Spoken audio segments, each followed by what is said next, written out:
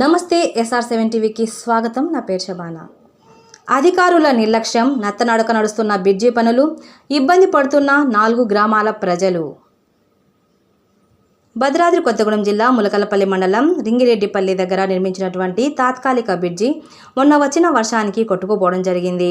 పోవడం అలవాటుగా మారింది. 4 గ్రామాల ప్రజలకు ఇబ్బందిగా మారిన అధికారుల నిర్లక్ష్యం, ప్రజలు నిత్యావసర సరుకులు, వైద్య సదుపాయాలు, పిల్లలు బడికి వెళ్ళడానికి, ఉపాధి పనులకు వెళ్ళడానికి తీవ్ర ఇబ్బందిగా మారింది. వాగు దగ్గర నిర్మిస్తున్నటువంటి బ్రిడ్జి పనులు నత్తనడక నడుస్తున్నవి. స్థానిక ఎమ్మెల్యే చొరవ తీసుకొని పనుల వేగం పెంచాలని, పర్మనెంట్ బ్రిడ్జి త్వరగా నిర్మించాలని ఆదివాసీ నాయకులు తంబల రవి డిమాండ్ చేశారు. Reporting by SR7 TV news reporter కారం నాగేంద్రబాబు.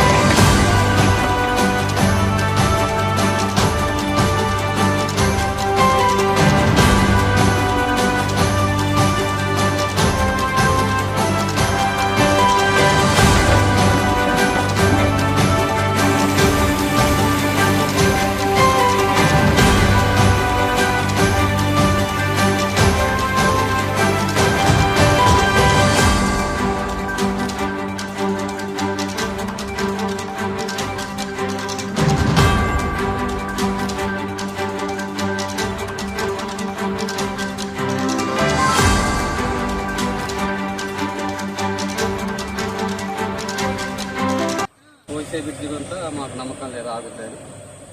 ఇది కూడా పోయేటట్టే ఉంది.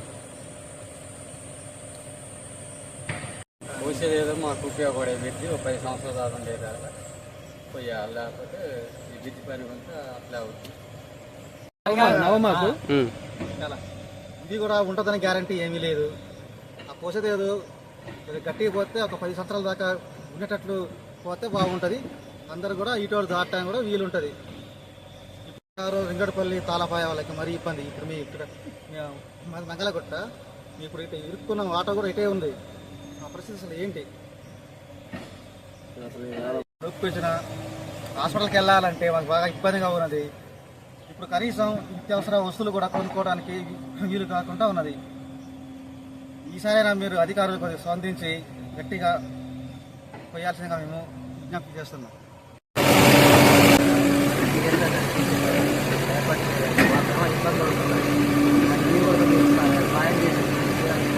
విద్య అనేది మనం రోగిస్తే మాకు కూడా ఇబ్బంది లేకపోతుంది.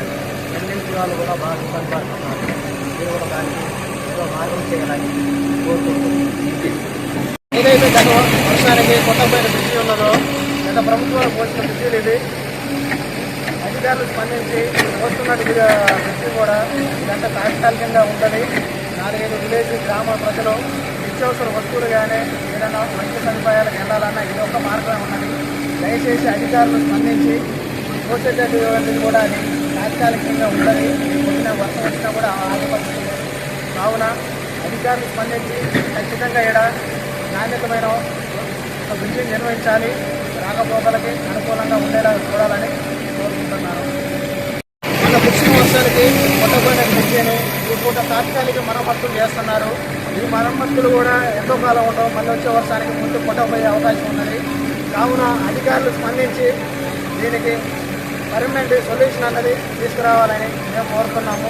4-5 గ్రామాల ప్రజలు 4 సిలుకులు పడ్డా కూడా ఈ వాగు దాటాలంటే చిన్న జిల్లా వేసుకొని సవబతుల మధ్య దాటాల్సి వస్తుంది. అధికారులు చూసి దీన్ని స్పందించి బ్రిడ్జి అన్నది ఏర్పాటు చేయాలని మేము డిమాండ్ చేస్తున్నాము.